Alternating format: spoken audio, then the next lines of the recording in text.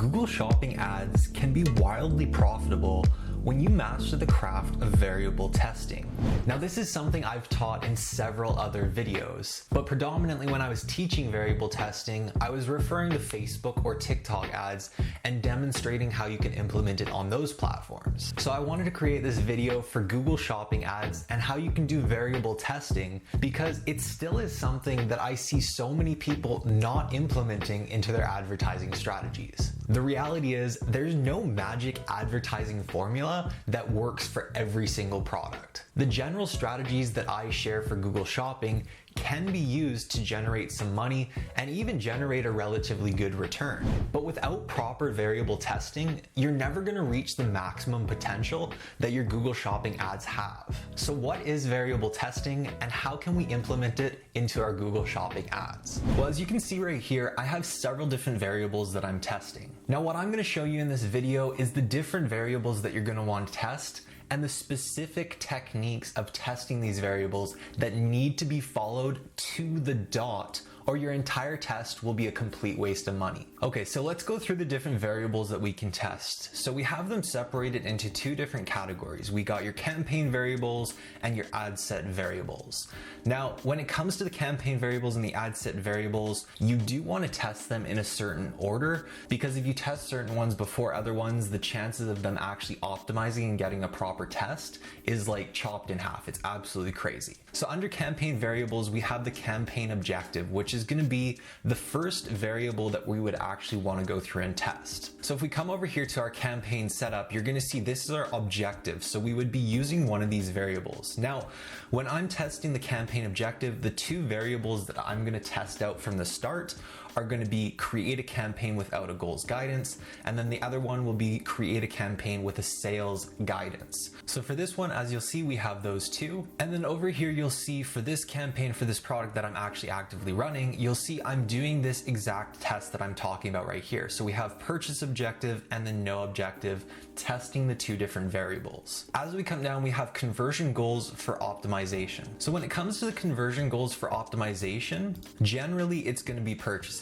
I would say almost 90% of the time it will be purchases. Now, this variable test I wouldn't typically do as a secondary one. The secondary test that I would do after doing the campaign objective would be a variable test underneath the ad set. So we're going to get into that a little bit later on in this video. But just so that you know, when it comes to this variable, the different tests that you can run is purchase, add to cart, initiate checkout, or page view. The next variable that we would test out is campaign subtype. So in here for the campaign subtype, you really only have two options. So with these two, you would want to test both of these. Now, for this variable test, this is another one that you're going to want to do later on. And this one's incredibly important that you do this one later on, because if you do a smart shopping campaign variable test while your other ones are running, you're going to absolutely destroy all your other ones. So make sure you stick along, because I'm going to explain all these little mines that can happen during your variable test that you really need to watch out for. So typically when I'm testing this variable, I would always test standard shopping first and then test smart shopping later on.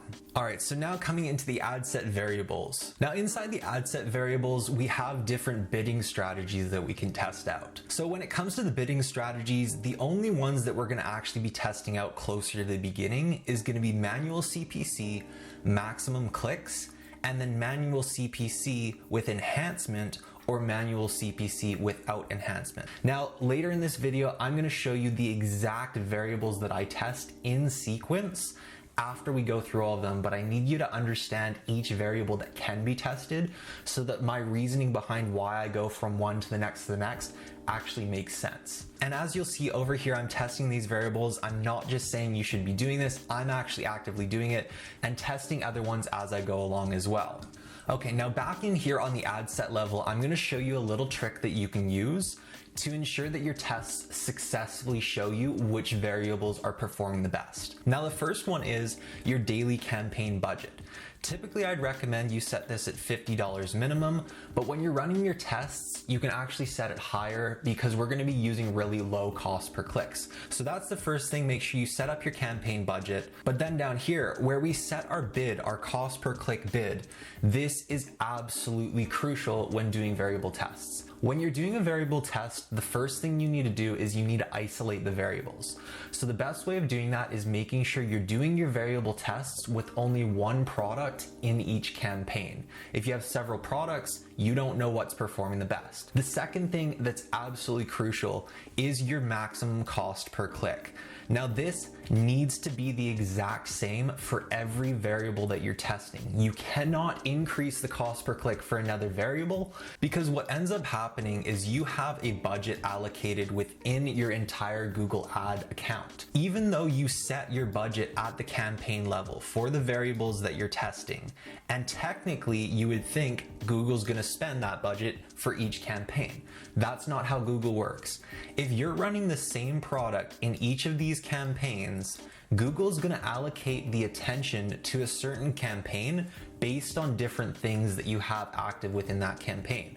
And one of the biggest things that affects which one Google's gonna focus on is your maximum cost per click. So let's say variable test number 1, you have this campaign running with the exact same campaign budget as test number 2, but let's say for this one, you have a maximum cost per click of 60 cents, and this one you have a maximum cost per click of 40 cents. What's gonna end up happening is they're gonna come together and Google's gonna decide which one it's gonna actually primarily focus on. So what's gonna happen is as these two campaigns filter through Google's algorithm, this one's gonna get all of the attention and it's gonna take off from there, and then this one is gonna actually go down. Now the reason why this is a big issue is because this one that goes down could potentially end up spending absolutely no money, and then this one of course will still be based on its campaign budget, but it might end up spending its entire campaign budget. So make sure, absolutely make sure with every single test that you do, you keep the cost per click the exact same. This is a major thing that you need to ensure you do, or your tests will be completely wasted. Now, another major mistake that you need to watch out for while doing your variable tests is standard shopping versus smart shopping. This is a variable that we're gonna test out, but the thing that you need to understand about this type of a test is the moment you activate a smart shopping campaign, it will take priority over all your other standard shopping campaigns. Even if the other standard shopping campaigns have higher cost per clicks, have higher campaign budgets, it doesn't matter. So what we're gonna do to test this variable without affecting all of our other campaigns, because you need to understand that all of your other campaigns are only linked based on the product that you're running within that campaign. So let's say you have a test going on here, you have an active campaign that's actually set up for sales, and then another test going on over here, and they're all running under your standard shopping campaigns for one single product. Once you activate this smart shopping campaign, if you activate this smart shopping campaign with that same product ID, this smart shopping campaign will take priority, and then what will end up happening is these ones will essentially stop performing and quite literally absolutely get destroyed. Once your test is complete, you can go ahead and delete that duplicate product page and just continue on with your main product. This is important because in certain cases, smart shopping will drastically outperform standard shopping. So these are the two main things that you really need to watch out for when doing your variable tests. These are the biggest mistakes that you can make that will absolutely ruin your tests. So let's quickly hop into the flow of testing that I would do when I go through and test the different variables for a product, because chances are, since this is so new to you, you may just want to copy what I do. So what I would do is I would start off by isolating the variable. What that means is you need to find a base setup for every other variable when you're testing one. This way you're isolating the variable and you can determine if it's actually performing well. So the first one that I would test is going to be this one right here. Once I've tested that variable and I've determined which one works the best, let's say after this test I find out this variable was the best. What I'm going to do is I'm going to isolate that variable and use it in my next test. So now my next test is going to have purchase as the campaign objective. Coming down here, what I'm going to do next is I'm going to test the bid strategy. So I'm going to test out these different variables. Now, when I first start out, the first things that I'm going to test is manual CPC versus maximum clicks. Let's say after that test, I realize manual CPC is the best one. That's what performs well. I'm gonna go ahead, I'm gonna isolate that variable. Now I know that for this product, purchase guidance as the objective works best. I know manual CPC works best as the bid strategy. So the next variable that I wanna test out is enhanced CPC. And then these ones I would do later on. So we're gonna go ahead and we're gonna test these two variables right here. Now the reason why we test this one before this one is because if in the previous test you realized that maximum clicks was working better, you wouldn't need to test enhanced CPC because enhanced CPC doesn't exist for maximum clicks. So let's say we run this variable test, and again, we isolate the variable that works the best. Generally, what I've been noticing is enhanced CPC on seems to work the best. So let's say now we know from this test, enhanced CPC on works better than enhanced CPC off. Now, the next thing that I would do before getting into all these higher funnel variables, all these other ones are higher funnel variables, and you need to understand that because things get more complex as you test them. So what we would do is we would take these lower funnel variables first, and now that we know the ones that work the best, so purchase guidance, manual CPC, enhanced CPC on, we're gonna go ahead and we're gonna start playing around with our budgets. So the first thing what we would wanna do is start those campaigns off, our fully optimized campaigns off with one cost per click. So at the cost per click level, typically I would recommend you start off with the fully optimized setup. So knowing exactly how you want to have it set up based off all these tests that you've done, I typically recommend you start it off at 40 or 60 cents. The reason why you can start these off at such a low cost per click is because the campaign variables have been identified and isolated, creating a fully optimized campaign structure for that specific product. So you're gonna get purchases or you're gonna get conversions with these lower cost per clicks. So let's say we go ahead and we decide that we wanna start off our campaign with a cost per click of 40 cents. Once you start running your campaign, what you're gonna probably notice is it will either not spend or it will spend a very small amount. Like I said, you could have a campaign budget of $100 and it might spend like $5 or $10 per day, which is perfectly fine. If it's spending, that's a great thing. If it's not spending, we need to make some adjustments. But let's say you started off at 40 cents per click, maximum cost per click.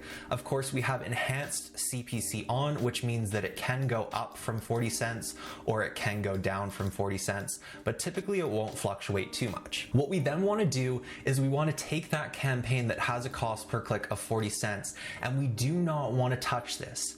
Instead, what we want to do is we want to adjust the campaign budget.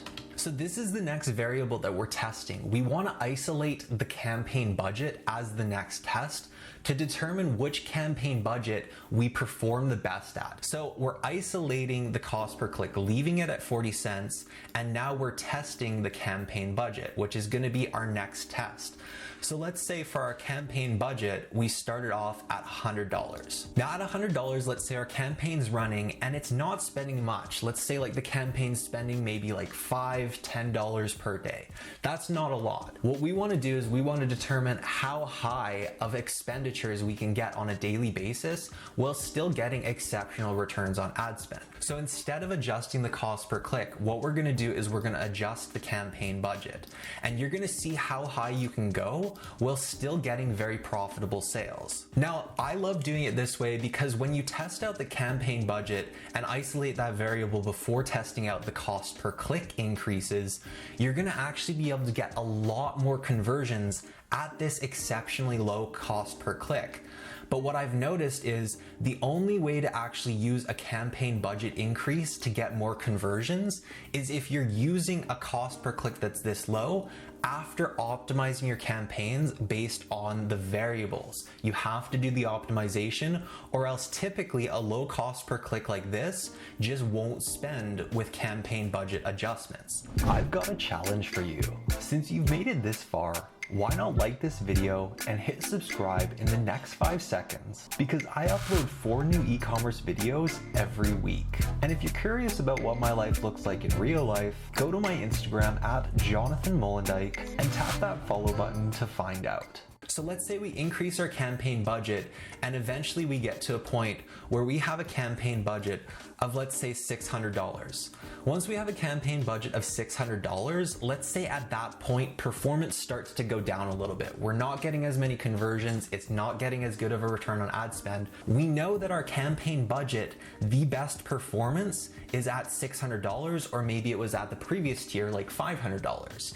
So then once we isolate that variable, we now know $500 is the best campaign budget. Then what we can do is we can start playing around with our cost per click. And once you start playing around with your cost per click, you're gonna wanna just do increases generally of about 10 cents. As you do those increases, you're gonna watch them and do the exact same thing as you did with your campaign budget. Once you reach a cost per click where you're noticing performance starts to go down instead of up, that's where you would stop and either go back one tier, so down 10 cents, or maintain wherever you stopped. Let's say you stopped at 80 cents. You now know what your best cost per click is. You now know what your best campaign budget is. You know what your best bid strategy is. You know what your best enhanced CPC is. You also know what your best campaign objective is. So you have this wildly optimized campaign for Google Shopping that will generate ridiculous returns on ad spend, but it's only if you go through the steps that I've outlined in this video. So I hope you guys all like this. I'm definitely trying to take things to a little bit more of an advanced level for all of you. I want to ease you all into this, but I'm definitely going to be creating more content on Google Shopping and Google Ads as we go along. So make sure you subscribe to the channel for all future videos, and I'll see you in the next video.